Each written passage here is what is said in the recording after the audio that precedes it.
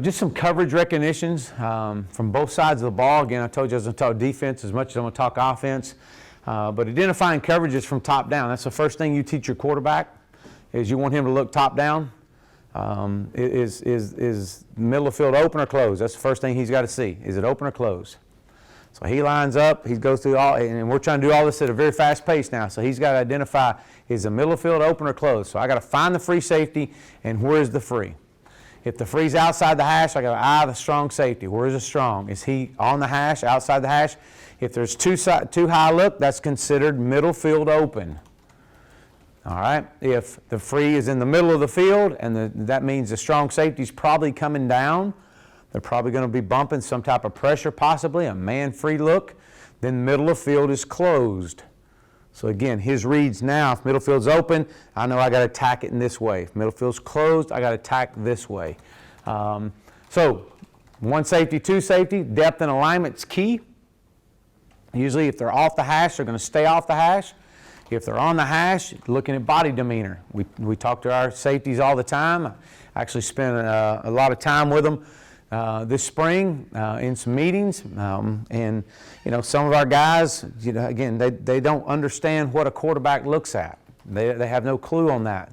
They know what to do, they know where to go, but they don't understand that if your knees are locked or if your shoulders are high, chances are you're not coming down. You're going to stay right where you're at.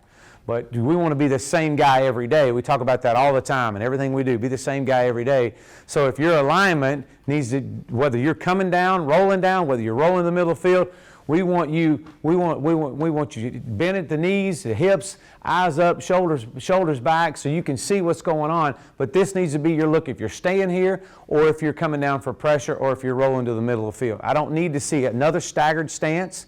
I need to see the same stance every time. One of the things, excuse me, with the fast-paced offenses, it forces guys to lose the little things, lose the importance of his pre-snap alignment. If I'm a quarterback, we talk it all the time, if I'm a quarterback and I see anything, any change in demeanor of a DB, then I know something's up. Anything. And these guys study them hours upon hours upon hours. Our support staff, as they break down film and look, they're looking for the little things.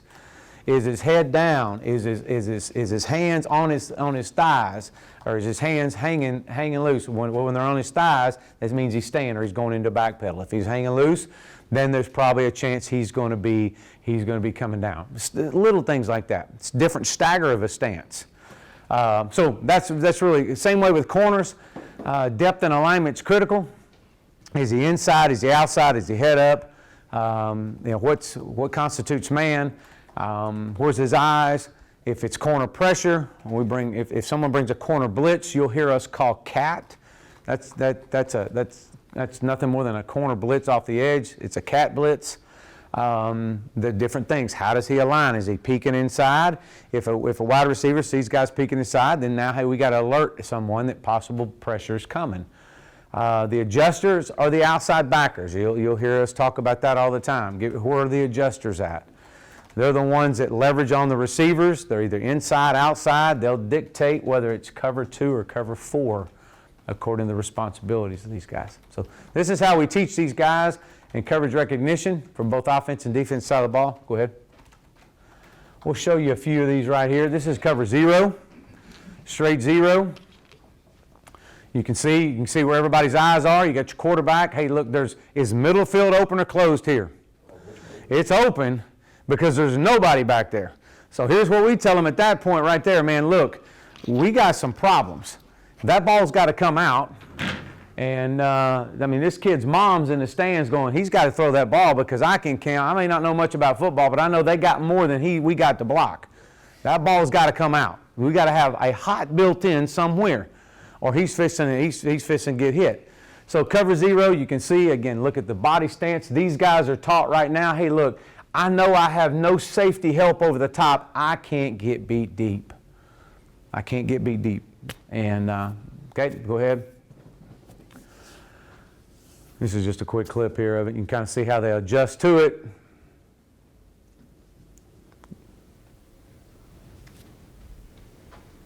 can see the hot was to the field right there, or to the boundary.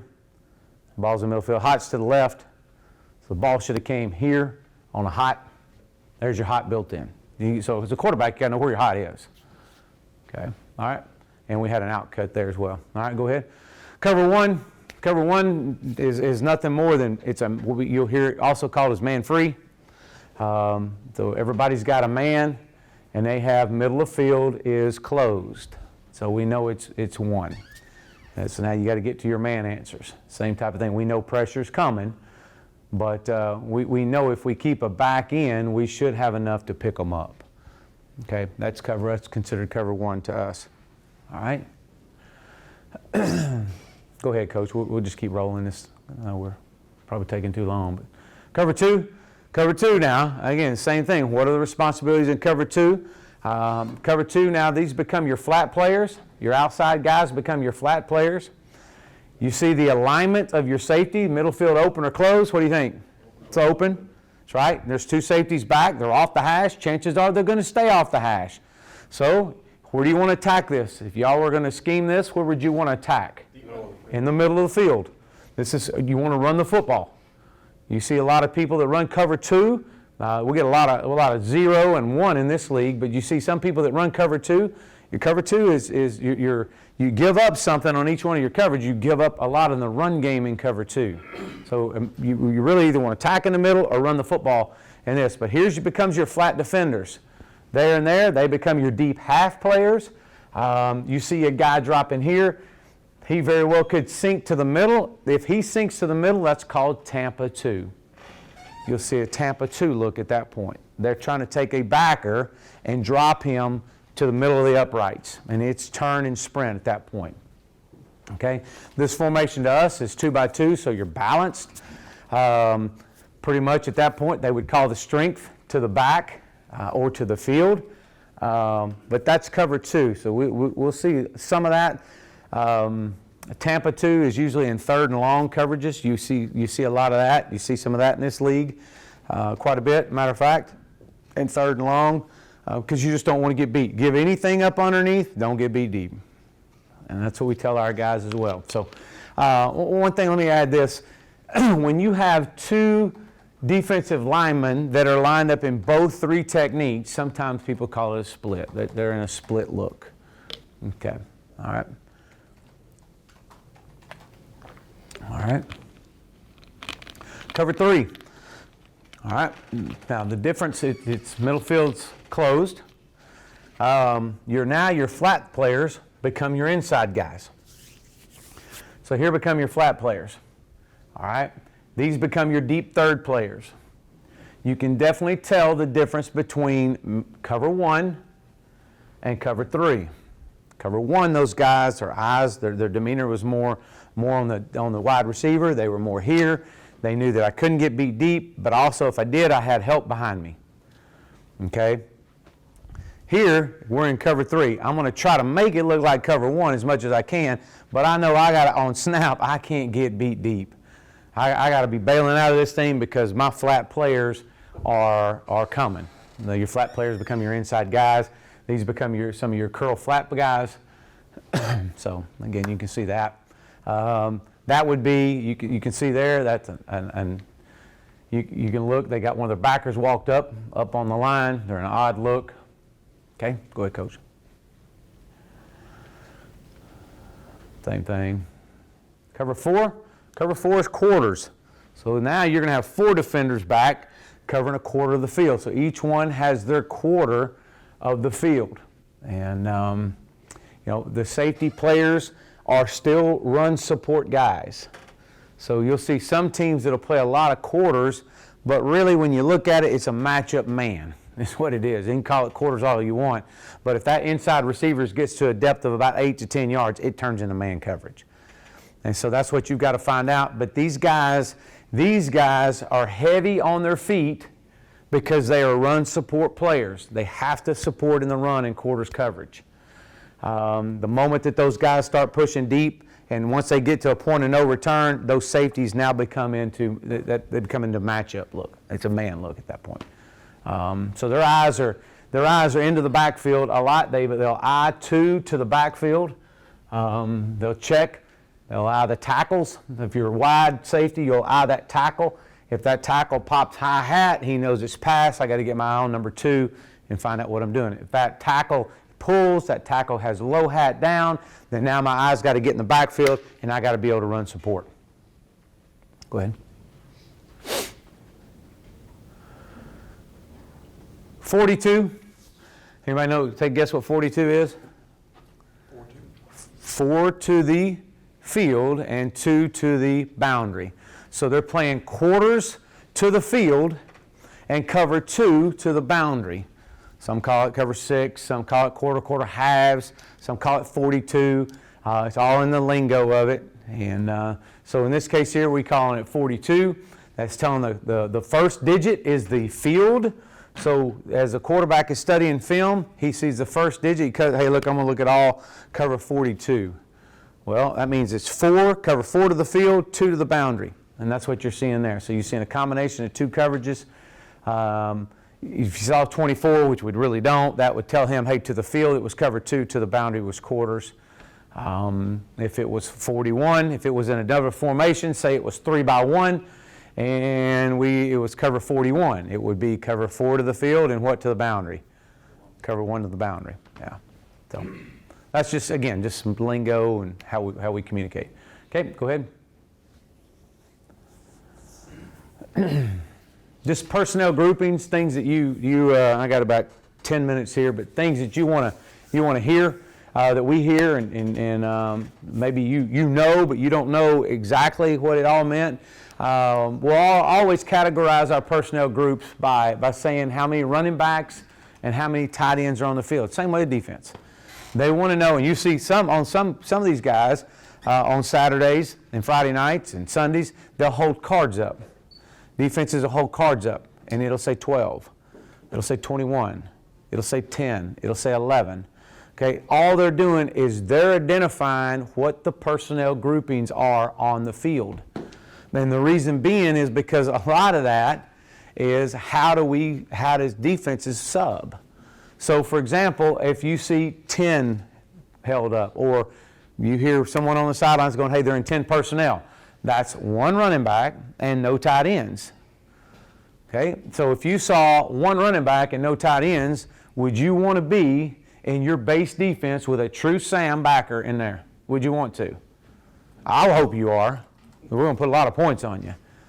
No, you won't. You're going to see when they see 10 personnel, there's no tight end on the field, they're immediately going to bring a better athlete or a nickel Sam or someone else on the field that's going to help them out. They may go dime at that point. They may bring another 2 backers in, or two DBs in. 11 personnel just means 1 running back and 1 tight end.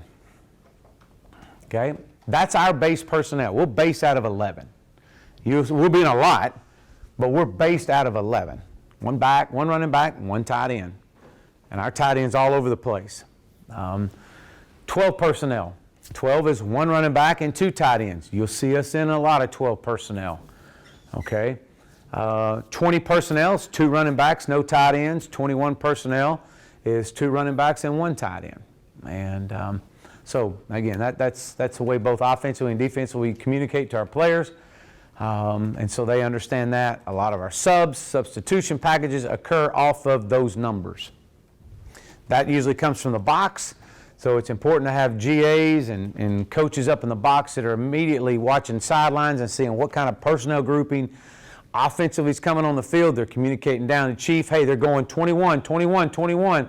Because Chief, it's hard to have and call a defense and look and find the personnel. You can't do that. You got to have people in the box that are going to tell you, hey, they're in 21 personnel, and he hears 21, 21, and he's making his call to make sure that we get the right personnel on the field. We get that true Sam on the field. We get another backer on the field. We may be in a goal line look at that point. Okay, go ahead. Skill layout. Let's talk a little bit of offense. Just I know I've been speaking predominantly defense and back and forth, but 3-back for us is a tight end. That's just kind of what we've called it. 4-back is our running back or a tailback. A 9-man is predominantly our boundary wide receiver. That's the bigger wide receivers.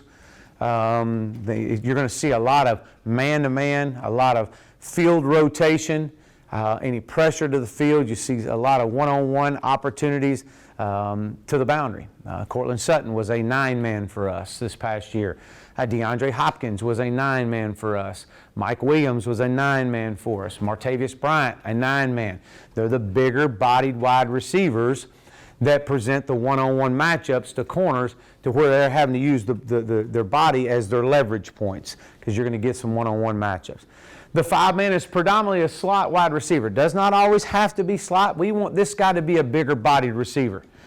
This guy is going to take, he's a lot of crossing routes, a lot of middle of field routes, a lot of things on the edge that he's going to be required to hold the point.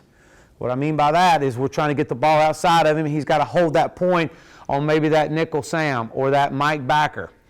And so he's got to be a bigger body, a stronger receiver. This guy needs to be really physical.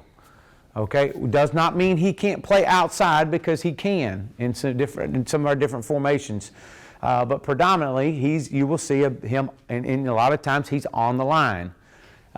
His splits are usually -1 to -2 above that hash, or if not on the hash. The 2-man for us is the speed guy. He's the speedy guy. He's the fly sweep, the jet sweep guy. He can play inside. He can play outside. He can line up in the backfield.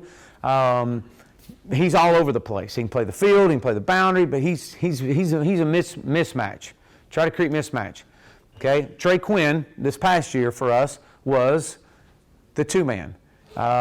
James Prochet this past year was a 2-man for us. Now we would put James Summit 5, but we would have 2-man there. Sammy Watkins was a 2-man. Artavius Scott, 2-man. Adam Humphreys, 2-man. These guys are able to move all over. How can I create a mismatch with these guys on a DB or a linebacker? Again, we use numbers rather than letters. Some people use Z receivers, X receivers, Y receivers. Some use A, B, C, D. You call it tomato, I call it tomato. Potato, potato, whatever you want to do. I mean, it's the same. But it's just how you call things and how it works with your system. We do it because we'll use a route tree. We'll have a route tree with us. So again, say a 6 route for us is a go route.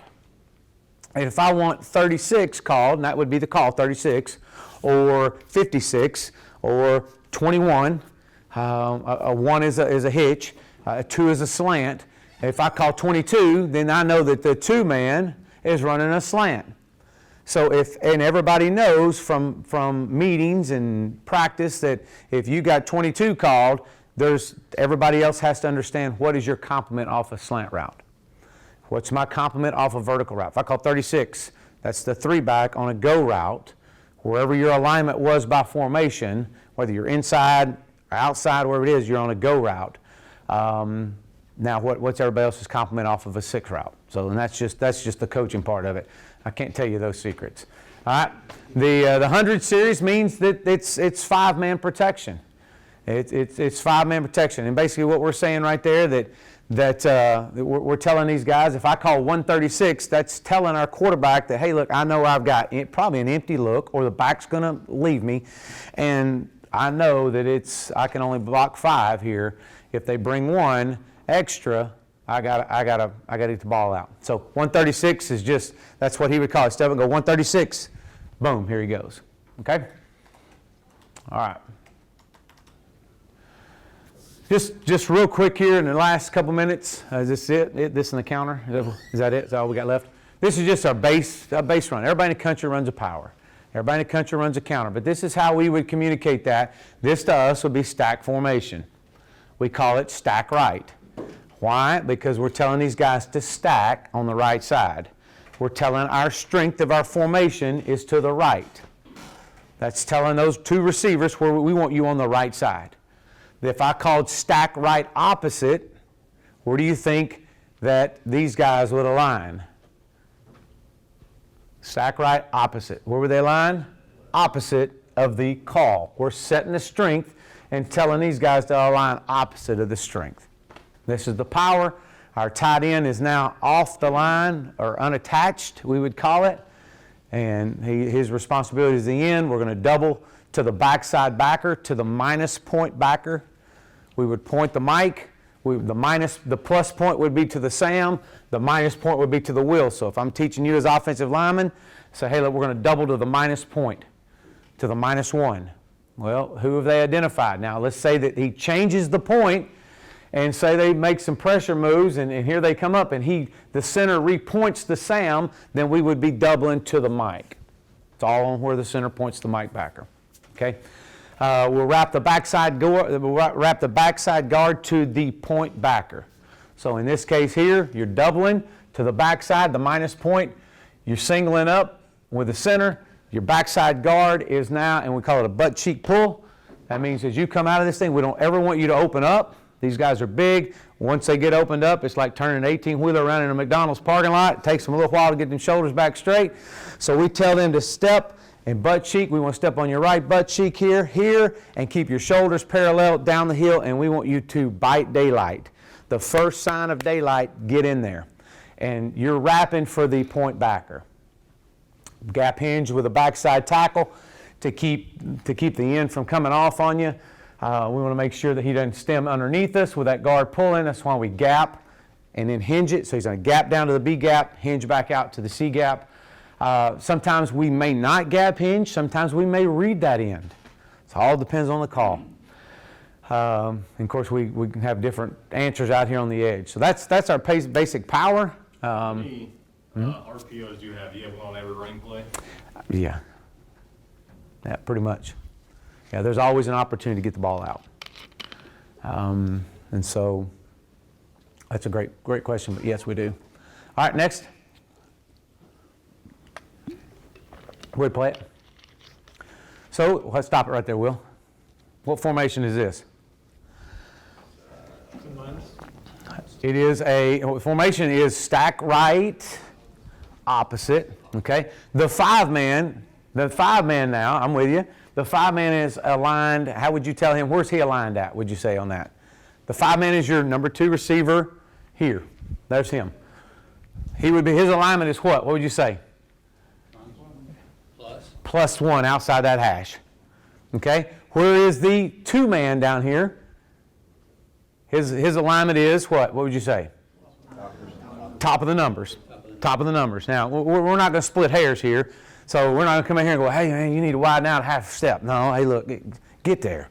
All right, let's don't make this game any more complicated than what it is. It's not bad. The 9-man up top, okay, he is aligned where?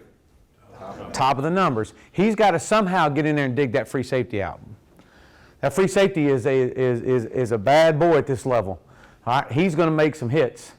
Okay, if he could catch, they'd probably put him at corner or put him over at wide receiver. But this guy can't catch, but he can hit. And he can run, so they put him at safety. All right. The corners are usually guys that as they look, is that they're tall, they're rangy, they're not as aggressive as a safety. Okay, and that's why that we but still have the capability to move and play safety with these guys.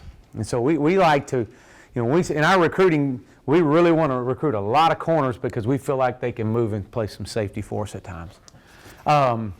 So again, this is stack right opposite, running the power to the left. Go ahead. Okay. All right, here it is. Now, here's an attached tight end. This to us is deuce. It's D. When we start talking, we could meet all day and all afternoon on formations, but how we verbiage our formations. But go ahead, Will. Yeah, hold it right there. So this is deuce. That means it's a 2x2 set, but the tight end's attached. And so here we go. We would call this basically it's a one-back power with that tight end attached. And again, and we would call it same side. So this is a same side power. Go ahead. Go back. We could also run the same play and have the back over here. It's just another way to come across. So some of that's just game planning wise. Go ahead. Go to the next play. Okay. Go back to that drone view. So if we're in here, this is a lot of the view this is our drone view. You can see it's a great view. I mean, our quarterbacks really We do a lot of teaching off of our drone views because of, this thing is flying probably 12, 14 foot. We try to get it as close to that quarterback as we can because we want to see what he sees. Okay. All right, go to the next play, Coach. Last one, I think. Counter. Again, everybody runs a counter. Counter and power, it's called gap schemes because you're blocking back, you're doing a lot of pulling. In this case here, this to us would be slant. If my 3-back was here and my 4-back was here, these two guys are in a slant alignment. Does that make sense? So if I had them here, it would be slant right. Okay, and I want them slanted to the right. But they're not, they're opposite. So this would be slant right, opposite. So you slant opposite of the call. That would be us, we would communicate that, okay? You can always line them up in stack right and motion him over, however you want to get there. It's all window dressing at that point, all right? Slant right, opposite, and we're going to run our counter to the right. Same thing, gap scheme, guard and tackle. Same responsibility as they did on the power. Again, the more I can keep the O-line as simple and as in tune, we want to keep those guys just hey, let's if we can say, hey, we're blocking that like the power, that's one less thing you got to teach a young man. Double to the minus point, backside pick the center. We're kicking now with the guard. So instead of him wrapping for the point backer, he's now kicking the first man on the line outside that tackle.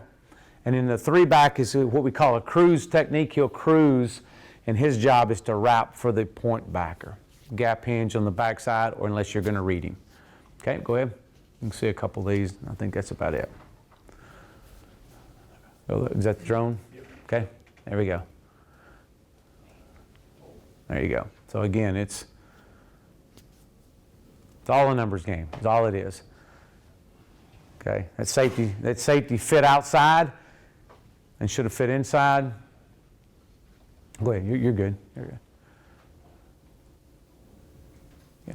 The coaching point here with these is watch your tight end. Okay, your tight end, he can get in too big a hurry, and when he does, he messes the whole play up. He's reading the block of that guard. If that guard kicks, he's wrapping. If that guard wraps, then he'll wrap outside of him. So it's all on how this first pass the tackle plays you. We call that a box technique. So that defensive end is boxing it.